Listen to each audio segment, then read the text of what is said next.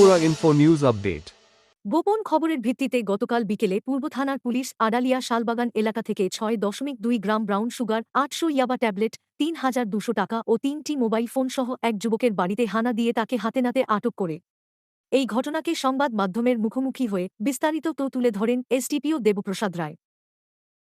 ধারাবাহিকভাবে যেটা নেশাবিরোধী অভিযান চলছে শহরে, তার মধ্যে গত কিছুদিন ধরে খবর আসছিল যে আড়ালিয়া শালবাগান এলাকাতে সুমন দাস নামে একজন ব্যক্তি, সে ড্রাগস বিক্রি করে, ড্রাগস স্টোর করে এবং তার ঠিকানা বার করতে গিয়ে পশ্চিম থানার ওসি এবং অন্যান্য অফিসারদের নিয়ে একটা টিম তৈরি করা হয়।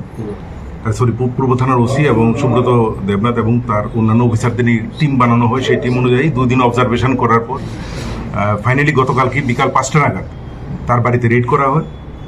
সেই রেডে নেতৃত্ব দেয় থানার ওসি সুব্রত দেবনাথ এবং চাকমা এবং অন্যান্য অফিসাররা।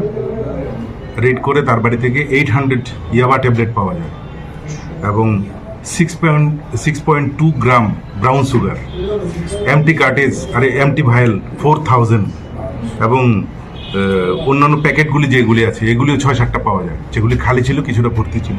তো সব কিছু মিলিয়ে 6.2 গ্রাম ব্রাউন সুগার এবং 800 ইয়াবা ট্যাবলেট এগুলি উদ্ধার হয়। তাকে স্পটের কিছু জিজ্ঞাসাবাদ করার পর আরও একটি নাম পাওয়া গেছে, তো ওকে আমরা পরবর্তী সময়ে অ্যারেস্ট করা হবে। তো এই অভিযান যেটা মানে নেশাবিরোধী যে এই অভিযান, সেটা কন্টিনিউ হবে এবং আগামী দিনেও আরও কিছু নেশা কারবারিকে আমরা ধরতে পারবো বলে দৃঢ় বিশ্বাস।